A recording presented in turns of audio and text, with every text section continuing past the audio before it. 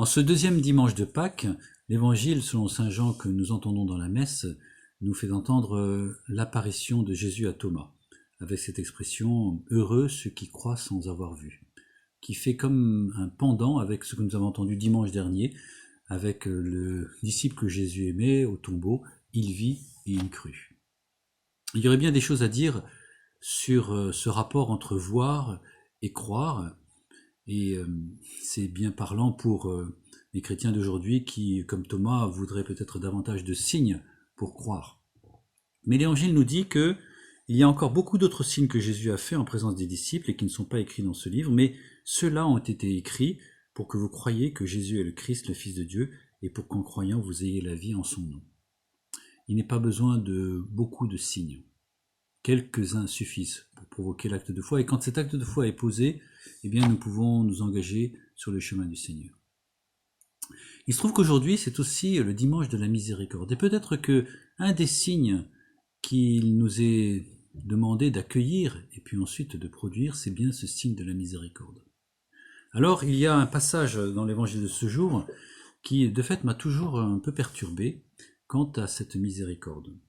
Quand Jésus dit à ses disciples « Recevez l'Esprit Saint, à qui vous remettrez ses péchés, ils seront remis », ça c'est bien la miséricorde, mais il y a le passage suivant « À qui vous maintiendrez ses péchés, ils seront maintenus ». Et là, jusqu'à présent, j'avais toujours été un peu gêné par ce passage, comprenant que ses disciples auraient le pouvoir non seulement d'un côté de pardonner les péchés, mais aussi de maintenir les péchés, c'est-à-dire de laisser les personnes dans leurs péchés, c'est-à-dire considérer qu'il y a quelque chose d'impardonnable. Alors je me suis penché sur le texte grec originel, et alors on a l'expression suivante, antinon kratete kekratentai. C'est ça l'expression qui est traduite par la Bible liturgique, à qui vous maintiendrez ses péchés, ils seront maintenus. Alors quand on regarde dans le détail, le verbe qui est employé, krateo, c'est le verbe que l'on entend en français dans les mots démocratie ou aristocratie, le pouvoir du peuple ou le pouvoir de quelques-uns. Krateo, ça signifie avoir du pouvoir, être fort, dominer.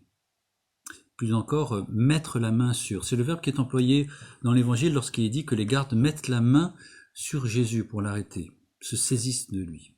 Et donc c'est cela qui donne le verbe tenir, retenir, maintenir.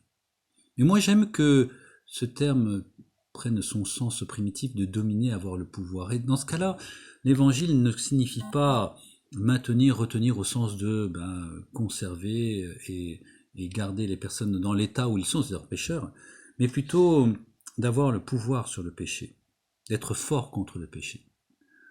Aussi bien, la miséricorde dont il s'agit n'est pas simplement le pardon des péchés, remettre les péchés, les rejeter au loin, mais d'avoir le pouvoir sur eux, c'est d'être capable de les dominer, de ne pas laisser revenir, d'avoir barre sur eux.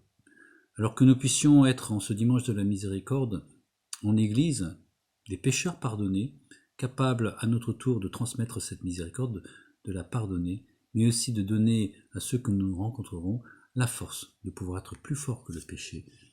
Amen.